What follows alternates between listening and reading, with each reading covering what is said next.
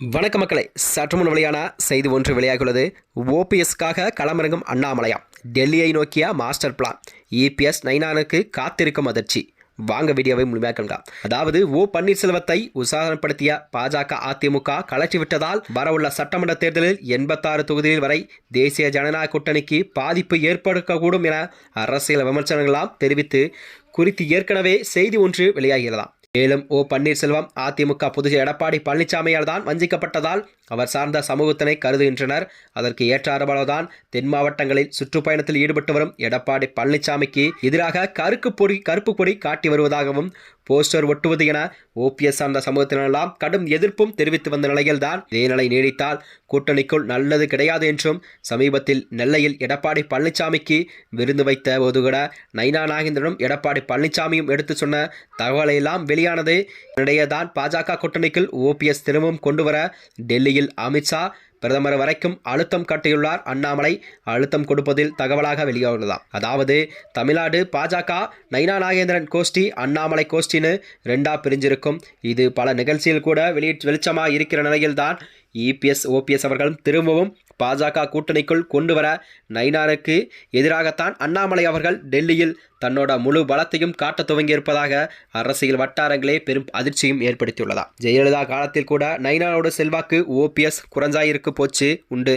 அதனால்தான் நைனார் பாஜக தலைவர் ஆனதும் கூட அவரை கண்டுகொள்ளவில்லை. ஆனால் அண்ணாமலை அவர்கள் பாஜக மாநில தலைவராக இருந்தபோது ஓபிஎஸ்க்கு டெல்லியில் நல்ல ஒரு மரியாதையும் இருந்துச்சாம்.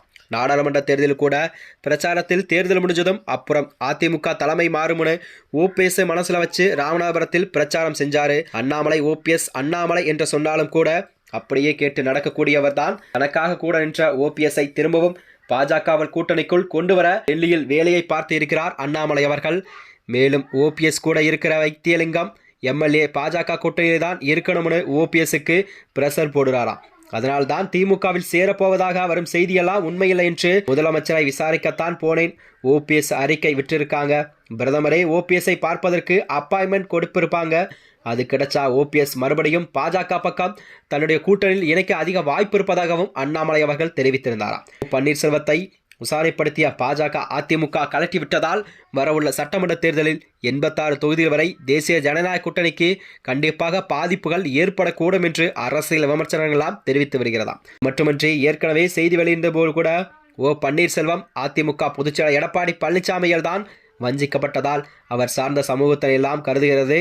அதற்கு ஏற்றாற்போல் தென் மாவட்டங்களில் சுற்றுப்பயணத்தில் ஈடுபட்டு வரும் எடப்பாடி பழனிசாமிக்கோ மக்கள் மத்தியில் கருப்பு கொடி காட்டுவது போஸ்டர் ஒட்டுவது என எடப்பாடிக்கு எதிரான நிலையில்தான் அக்கட்சியின் ஓபிஎஸ் கட்சியின் ஆதரவாளர்கள் அவர்களை புறக்கணிப்பதாகவும் தகவல் ஒன்று வெளியாகியுள்ளதாம். மேலும் இது மட்டுமின்றி வருகின்ற 2026 சட்டமன்ற தேர்தலில் தென் மாவட்டங்களில் அதிமுக பாஜக கூட்டணிக்கு அதிக பெரும்பாலான வாக்குகள் வங்கிகள் கண்டிப்பாக சிதறக்கூடும் என்ற நிலையில்தான் மக்கள் பார்வையாகவும் பார்க்கப்பட்டு வருகிறது.